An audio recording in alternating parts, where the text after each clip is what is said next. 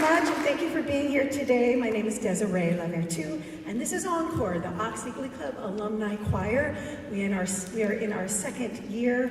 You can tell from the program, the members of this choir graduated from many different years, some sooner, some later, I'll put it that way. And welcome to those of you viewing us on live stream for our first time also. So glad that that could be a reality. That was called Unclouded Day. It's a 19th century song. It sounds like a folk song, but it's really a hymn. And it was a composed song that just sort of took on a life of its own and has been covered by countless country stars. From the Oak Ridge Boys, Don Henley, Willie Nelson, the Staple Singers, Randy Travis. I could go on and on and on. And this is a choral arrangement that I just love by LA-based composer Sean Kirshner, who has a magic way with the old American songs. All right, well, we're going to change entirely now and sing two songs, two motets from the Renaissance era, traveling back in time. The first by Polish composer Hackenberger is a demonstration of how he mastered the Venetian technique of what was called, let me get it just right, cori spezzati, which is a split chorus, which is sort of different sounds, and you'll hear the upper voices and then the lower voices, then they sing together and it goes back and forth. It's a very beautiful sound we all associate with choral music now, but was kind of new back in the old 16th, early 16th century. And it really capitalized on the acoustics of St. Mark's in Venice, but it's also fantastic in Herrick Chapel in Los Angeles, I think. And then after that, we'll sing a motet from even longer ago, from 1582, by one of the great composers of sacred music, Orlando di Lasso, who wrote more than 2,000 published pieces that we know of. And that piece is a little bit simpler, it seems, than Exultate, which we're singing first, but is an absolute jewel and one of my favorite pieces, so I'm a little biased to it, but I hope you enjoy our two Renaissance pieces.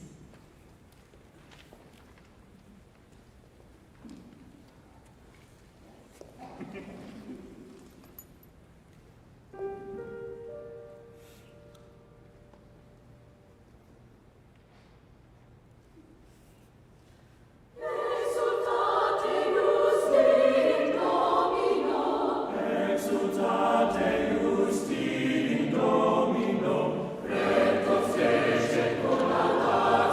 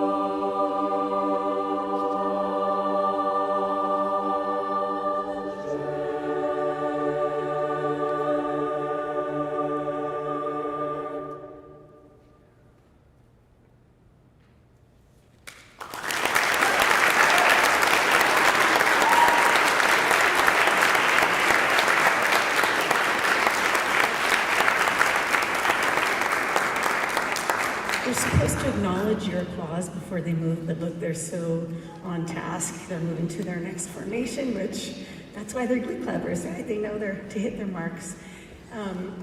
That repertoire is just so beautiful and so complicated. I'm so proud of their beautiful work on that music, which I love so much.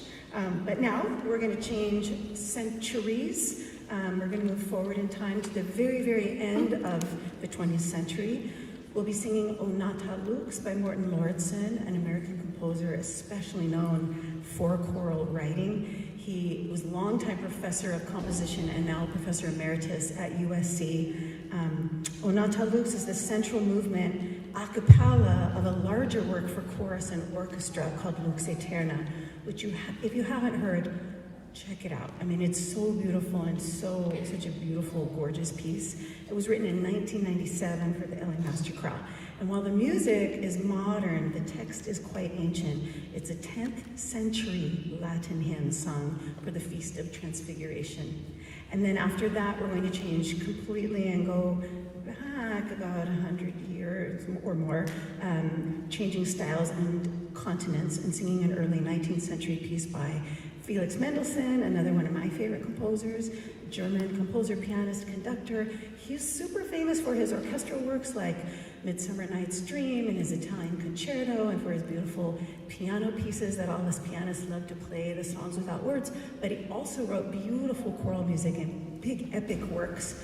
But this is just a song that exists all on its own. It's this beautiful little chestnut called Verleih uns Frieden, which he wrote in 1831 after visiting the Vatican. We'll be singing in German. The text was written in 1528 by Martin Luther. The original Martin Luther, it is a poetic translation of a 6th century prayer that's very famous to many people, Da Pacem Domine. It is the German version of that prayer for peace, saying, "We pray to you, God, for peace in our time, for you alone are the only one that can seem to bring it to us." But first, O Nata Lux.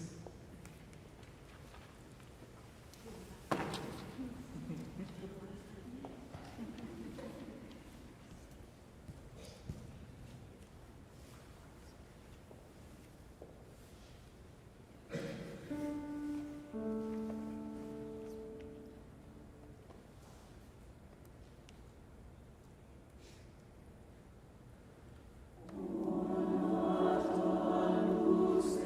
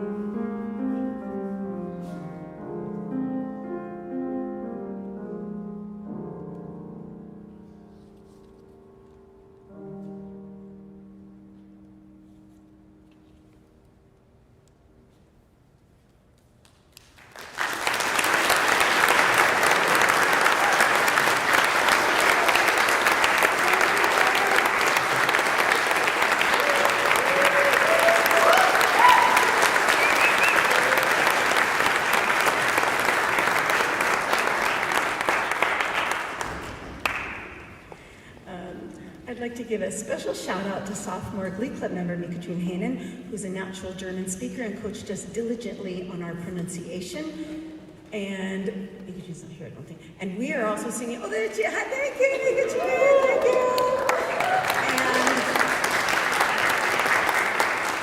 And the Glee Club will also be performing that on December 7th at their winter concert. And it is just such a beautiful piece. Thank you so much for your beautiful work.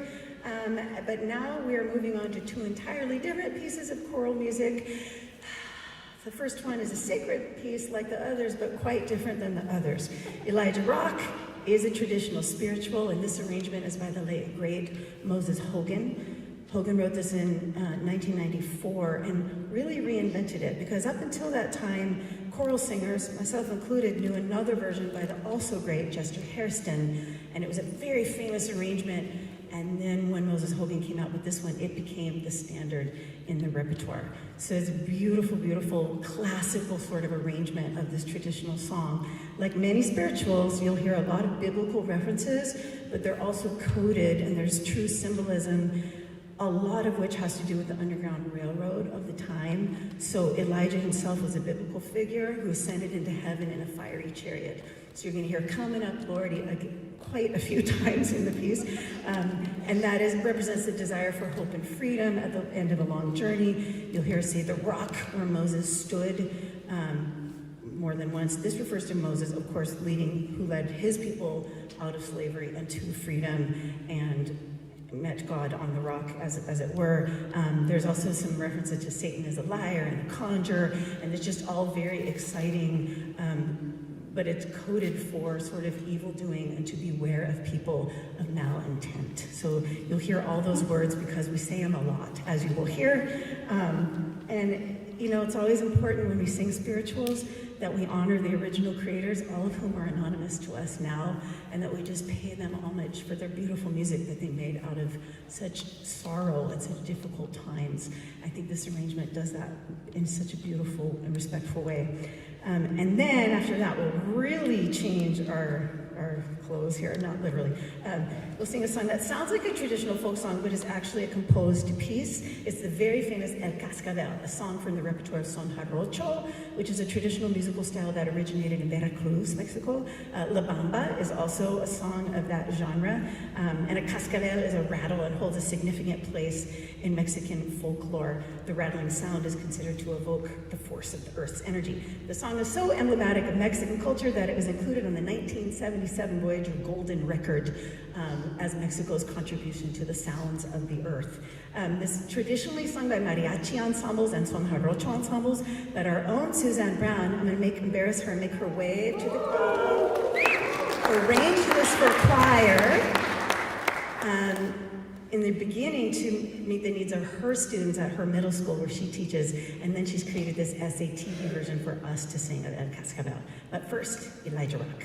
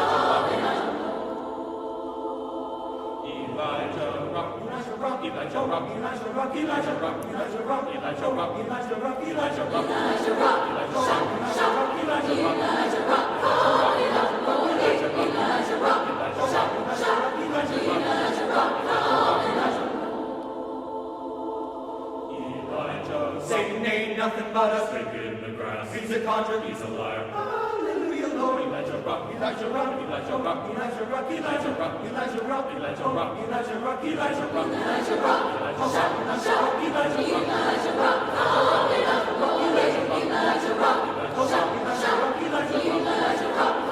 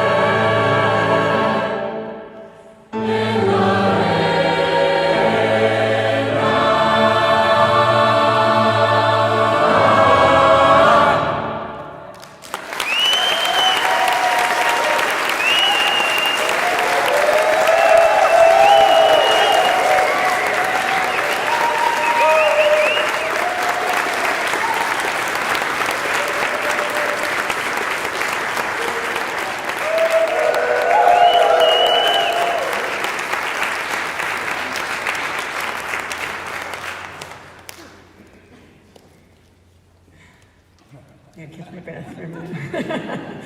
I'd like to just take a minute now before we sing our closing songs to thank a couple of essential people. One is someone that you just heard play several times, and that is our wonderful rehearsal pianist and concert pianist and artist, Will Appleton. Come forward, Will Appleton. I know you want to.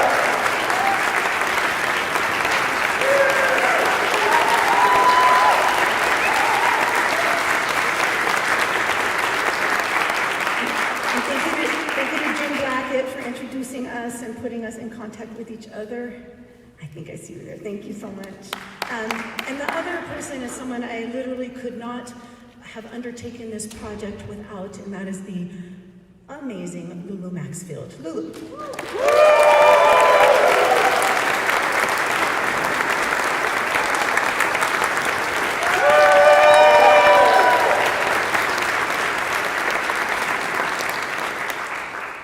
In their day, Lulu was an extraordinary Glee Club manager, and so sort of knew the drill of all the things that, the non-musical things that make a choir come together, and is so great at wrangling me and everybody else and putting things together for us. I also want to thank all of these busy adult people behind me who are working and pursuing graduate degrees and raising children and having real lives and still making this a priority week after week. You can see that they represent a wide range of times of life, and I appreciate them all coming together. I have really loved reuniting with my own singers and getting to know the singers that hadn't sung for me but were in the Glee Club before my time. So thank you for making this dream come true, everybody.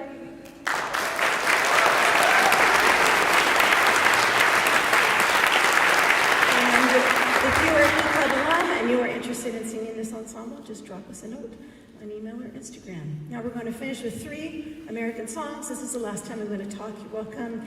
But it is important to introduce the songs.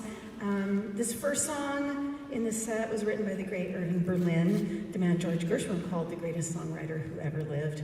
He wrote, of course, White Christmas, which we sing at every winter concert every year, and Happy Holiday, and There's No Business Like Show Business, and God Bless America. He could go on and on and on about what a famous songwriter he was.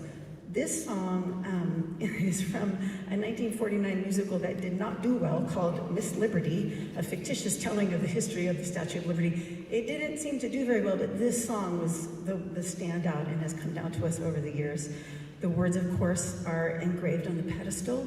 Were engraved on the pedestal of the Statue of Liberty in 1903, and they are by the late 19th century American poet Emma Lazarus, and are taken from her 1883 sonnet, The New Colossus. And then we'll go right from, Give Me Your Tired Report, into a city called Heaven, which is also known as sort of Poor Pilgrim of Sorrow and lots of different names. It's also a spiritual, but in the tradition of a sorrow song, a term that was coined by W.B. Du Bois to just describe songs that talk about being so down and full of such sorrow and yet striving for hope at the end of life's journey, at the very least, and conveying the hardships of life with the hope for a better life. And then that will feature solo Sofia Delgado, and then after that, you may applaud after that, applaud vigorously, and then we will finish with our final song, also spiritual, but this one is written, and City of Heaven is written, both of them in more of a gospel style. So instead of being a cappella, you'll hear a gospel piano arrangement. And the fun part about our final song is the Oxy connection. So, like We Shall Overcome and Keep Your Eyes on the Prize, We Shall Not Be Moved started life as a spiritual and then became a union anthem, actually, in the United States. It was a staple in churches, but then it became known in the unions. And then versions of this song spread to workers in textile mills, garment factories, agricultural workers, auto workers, and the popularity in the labor union movement led it to become a major song in the civil rights movement. And the great thing about that is, all of those songs were taught at the Highlander School in Tennessee. And one of the people there was a man named Guy Carolyn, Oxy class of 1949, who is literally credited with helping to spread those songs throughout the United States from Tennessee, brought them, of course, back to California and out. So that's our Yo Triumphi moment. So thank you again for being here today. At the end of the concert, I will invite you alumni to come up and sing your favorite Occidental fare. And current Glee Clubbers also. Yes, of course. All right.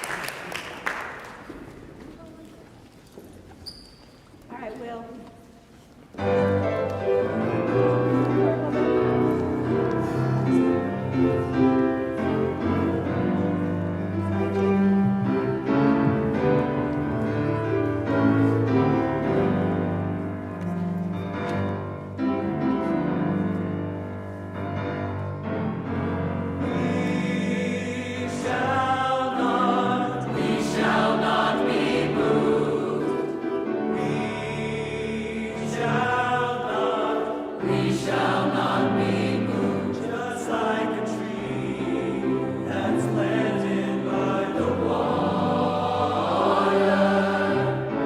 We shall not be moved.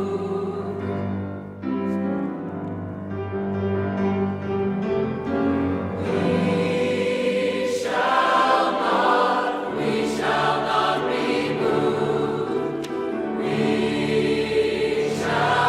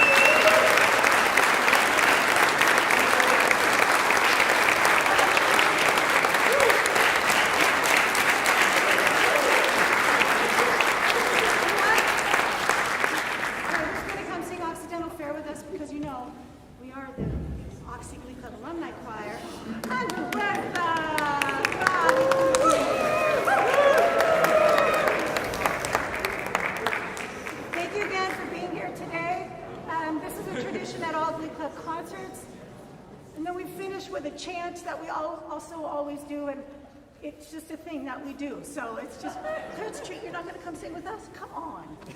Clarence Street, come up here.